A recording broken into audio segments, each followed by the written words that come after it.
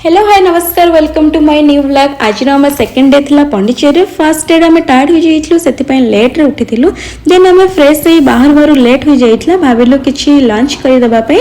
Lunch रे आज थिला वेज फ्राइड राइस को बटर पनीर मसाला और वेज फ्राइड राइस टू बेसी बेसी बेसी भल लगे मत पनीर मसाला बहुत टेस्टी से माने बनईले एक्चुअली। तापर आम कुआडे जीवा और कौन करबा मु आपण मानको कहि। आम जोठी रहउथलु होटल 20-300 मीटर डिस्टेंस थिला बट चली चली जीवार तो मजा गोटे अलग। आम एक्चुअली एठू ही चली चली करी जाइथलु। एटा होची मो होटल फ्रंट व्यू। आप माने देखि पारुथबे केते सुंदर ही देखा ही जाउची फ्रंट व्यू रु।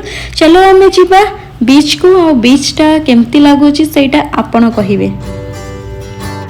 फाइनली आम पहुंची जाइलु बीच रे। आपन जो बीच देखुचंदी सेटा होची रॉक बीच। बीच टा बहुत ही सुंदर है। ता साइड रे होटल पार्क मस्त अच्छे बुलवा पे आपन तो बहुत भल लागिवो। आ एठी बसी शांत पाई एक्चुअली एठी बहुत सारा लोक अछंदी। आपन को लागिवोनी कि फील होवोनी कि एठी लोक माने एते सारा अछंदी। बहुत शांति लागिवो। बीच पाखर टिके हम टाइम स्पेंड करितलु और पवन बहुत होतला। मते एमत्रे टिके हो जाइतला। मुझे कॉफी पीया पे खोजुली। थैंक्स गड पाखरे भी थिला। आ चलो अभी हमें कॉफी शॉप को जीवा। कॉफी शॉप पाखरे ए अपन जो शॉप देखुचंदी से मस्त थिला। सेठी वैरायटी कलेक्शन थिला साड़ी होम डेकोर पे जिनस और एमनकर पॉपुलर हैंडमेड किछि जिनस भी थिला। अपन के पंडिचेरी आसीबे मु कहबी सियोर एठी आसी के बुल्ली के जीवा। आपन को बहुत भल लागिवो। शॉप रे आसी मु पहुंच गले। एटा चलो हमें मेनू एबे देखिबा। मेनू रे कौन सब अछि। खाली कॉफी तो पी हेनी। मत इच्छा है चॉकलेट ब्राउनी खाइबा पई आ मते तो एटा बहुत पसंद। चलो मोर कॉफी आसी पहुंची गला। खाली कॉफी तो पी परिबनी। चलो ता सहित टिके सुगर भी ऐड कर। मु एबे मिक्स करूची देखिबा टेस्टी लागुची कि नाही।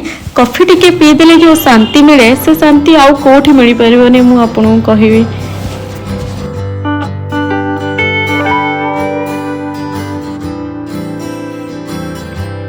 अरे हाँ भल लगुच कॉफीटा। तापर मुझे चॉकलेट ब्राउनी खाऊची। चलो चॉकलेट ब्राउनी खाई मुझे कहबी केते टेस्टी लगुच।